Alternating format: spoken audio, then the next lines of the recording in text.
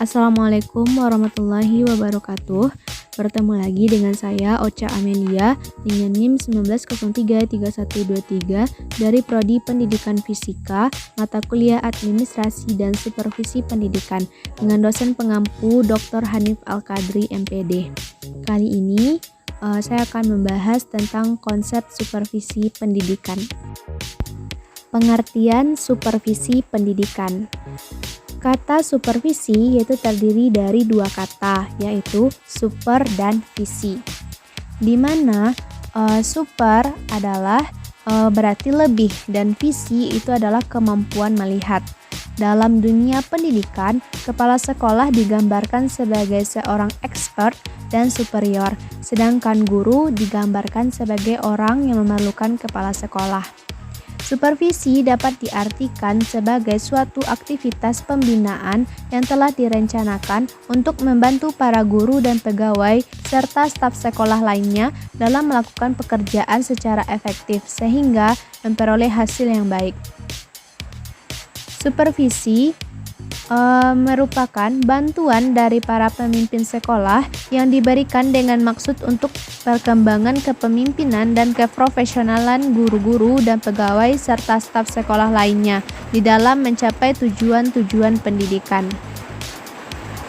Pada penerapannya atau pelaksanaannya, supervisi tidak hanya mengawasi guru dan pegawai serta staf lainnya, tetapi juga mengawasi apakah pekerjaan yang dilakukan telah berjalan baik dan sesuai ketentuan atau belum, serta juga memberikan solusi dan mencari cara secara bersama dalam memperbaiki pekerjaannya ke arah yang lebih baik dan sesuai dengan ketentuan yang telah ditetapkan.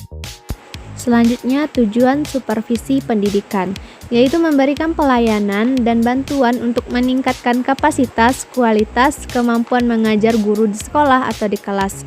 Sasaran menurut beberapa pakar terkait dengan supervisi pendidikan adalah: 1. Mengembangkan kurikulum yang sedang dilaksanakan di sekolah.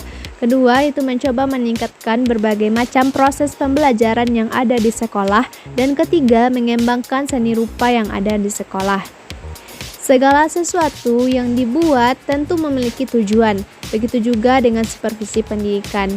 Dan adapun selain yang di atas, yaitu yang pertama, memberikan bantuan kepada guru agar dapat memahami tujuan dari pendidikan yang diberikan di sekolah. Selain itu juga memberikan bantuan kepada guru agar tidak hanya berfokus pada bidang studinya, tetapi juga harus mengetahui tujuan akhir dari pendidikan. Yang kedua, itu membantu guru dalam memahami siswanya serta kebutuhan siswanya, sehingga menciptakan suasana yang menyenangkan dalam belajar.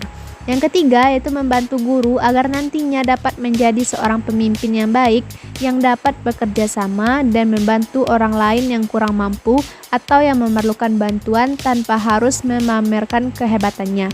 Yang keempat, itu membantu menemukan kelebihan yang dimiliki oleh guru dan memberikan tanggung jawab kepada guru tersebut sesuai kemampuannya tanpa harus mencari kelemahannya. Yang kelima, itu memberikan motivasi kepada guru agar lebih baik lagi saat tampil di hadapan para siswanya. Jika terdapat kekurangan, maka akan diperbaiki secara bersama-sama. Yang keenam, yaitu membekali guru-guru baru mengenai tugas-tugas yang akan diembannya agar dapat dilaksanakan dengan baik. Yang ketujuh, yaitu memberikan bantuan kepada guru dalam menemukan kesulitan dan masalah yang dihadapi siswanya dan mencarikan solusinya. Selain memberikan peningkatan terhadap keterampilan dan pengetahuan guru, supervisi juga bertujuan memberikan dan meningkatkan motivasi. Selanjutnya, prinsip supervisi pendidikan. Menurut Suhertian, yaitu supervisi memiliki beberapa prinsip, yaitu yang pertama scientific atau prinsip ilmiah, di mana berdasarkan prinsip ini supervisi dilaksanakan harus berdasarkan data yang objektif, di mana data yang diperoleh harus didapatkan dengan observasi yang nyata, bukan didapatkan hanya dengan cerita belaka saja. Yang kedua, yaitu ada prinsip demokratis. Dengan prinsip ini, supervisi dilakukan harus dengan musyawarah. Jika permasalahannya dengan guru, maka guru harus dilibatkan agar terciptanya rasa kebersamaan dan kekeluargaan. Yang ketiga yaitu ada prinsip kerjasama, di mana prinsip ini memberikan rasa saling berjuang bersama dan tidak menimbulkan sifat yang individual.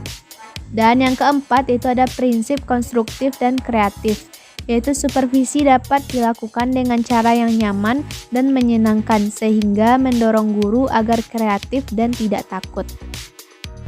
Selanjutnya itu prinsip progresif, yaitu maksudnya itu maju selangkah demi selangkah dengan mantap. Kemudian inovatif. Inovatif itu mengupayakan pembaharuan dan hal-hal baru dalam supervisi. Kemudian aman. Aman itu menimbulkan perasaan aman pada guru.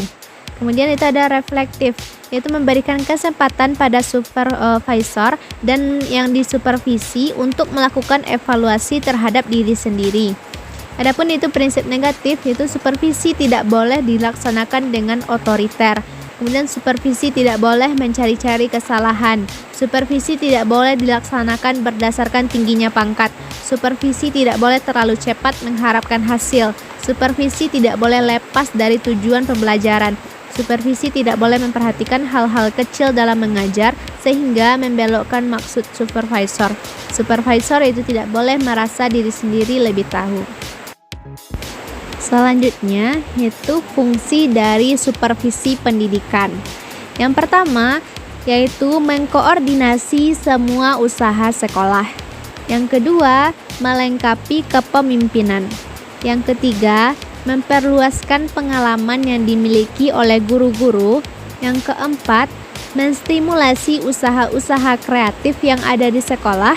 Yang kelima, memberikan fasilitas termasuk penilaian yang terus-menerus dilakukan. Yang keenam, menganalisis situasi belajar mengajar yang terjadi di sekolah. Yang ketujuh, memberikan pengetahuan dan keterampilan kepada setiap anggota staf yang ada di sekolah. Dan yang ke-8, memberikan wawasan yang lebih luas dan terintegrasi satu sama lain. Peranan supervisor. Yang pertama, yaitu seorang supervisor berperan sebagai koordinator, kemudian berperan sebagai pemimpin kelompok, mengevaluasi kegiatan-kegiatan supervisi, kemudian supervisor bertindak sebagai konsultan. Dan supervisor juga berperan sebagai perencana, itu harus membuat dan merencanakan rencana kerja untuk pekerjaan sehari-hari. Kemudian dia juga menyampaikan tugas dengan baik itu agar tujuan yang sudah dirancang itu akan tercapai.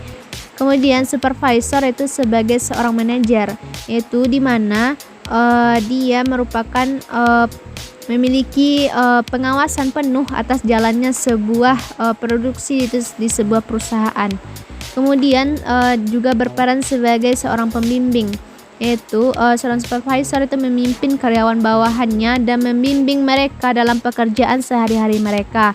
Seringkali supervisor memberikan banyak masukan dengan tujuan membimbing karyawannya itu agar memiliki kinerja yang lebih baik lagi.